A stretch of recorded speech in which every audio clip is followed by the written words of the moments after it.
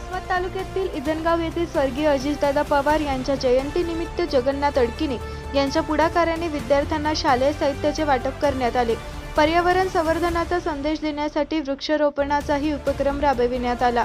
यावेळी बालू ढोरे, बालाजी मिरकुटे, हरबळे, विनायक माखणे, केशवराव अडकिने, जगन्नाथ अडकिने, दुलाजी अडकिने, संतोष अडकिने यांच्यासह ग्रामस्थ व विद्यार्थी मोठ्या संख्येने उपस्थित होते।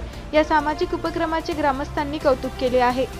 मी तुमचं स्वागत करतो। वैयक्तिक आपण पाहताय 22 जुलै ते 28 जुलै या 7 दिवसामध्ये जनसेवा सप्ताह स्वर्गीय अजितदादा पवार साहेब यांच्या जयंतीनिमित्त वसमत विधानसभा मतदारसंघात लोकप्रिय आमदार राजूभाई नवगिरे यांच्या मार्गदर्शनाखाली प्रत्येक गावोगाव, प्रत्येक शाळेमध्ये, पूर्ण शहरभर हा सप्ताह मोठ्या उत्साहात साजरा करण्यात आलेला आहे।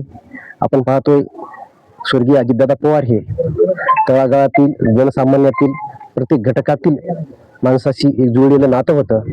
ते आकस्मिक आपल्यातून निघून गेल्यामुळं हा 22 जुलै हा दिवस त्यांचा खरं तर पाहिलं तर वाढदिवस आपण साजरा करायचा ठरवला होता, पण नीतीसमोर कोणाचं काही चलत नाही। काळानं 29 जानेवारी रोजी जी काळानं आपल्या राज्याच्या नेत्यावरती झडप घातली, ती झडप आपल्या तुम्हा सर्वांच आलेली आहे। म्हणून आपल्याला ही दादाची यावर्षी जयंती करावी लागली। ही जयंती आज इदनगाव येथे आमचे सहकारी, आमचे मित्र जगन्नाथ अडकिने यांनी गावात शालेय साहित्य वाटप करून, जे की विद्यार्थ्यांना सुद्धा या कुठल्याही गोष्टीची उणीव भासू नये आणि विद्यार्थ्याच्या मनात सुद्धा दादाविषयी असलेली आपुलकी, दादाविषयी असलेले प्रेम नेहमी उजाळा राहावं या हेतूनं त्यांनी आज इथे विद्यार्थ्यांना शालेय पॅड आणि पेन वाटप केले आहे। एवढंच नव्हे, आपण पाहतोय की सर्व दूर सध्या पाण्याचा तुटवडा झाला, पडणार नियमित पाणी यावेळेस आपण पाहतो 1.5 ते 2 महिना लेट झालेला आहे, पण ही पाणी सुद्धा बरोबर राहिलं पाहिजे।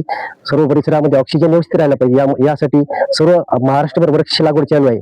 त्याच पद्धतीनं आज आपल्या इथे सुद्धा अंगणवाडीच्या परिसरामध्ये आणि गावातील मंदिराच्या परिसरामध्ये, शाळेच्या परिसरामध्ये वृक्ष लागवड करण्यात आलेली आहे। मी हा उपक्रम घेतल्याबद्दल सर्वप्रथम मी आमच्या मित्राचे, जगन्नाथचे व सर्व गावकऱ्याचे मनापासून आभार मानतो, कारण आपण आपल्या गावामध्ये आज हा उपक्रम घेऊन सर्व दादाची मोठ्या उत्साहाने जयंती साजरी केली आणि आम्हाला बोलून जो आमचा मान सन्मान केला, इथली सर्व राष्ट्रवादी कार्यकर्ते व गावातील सर्व मंडळीचे मी पुन्हा एकदा मनापासून आभार मानतो। थांबतो।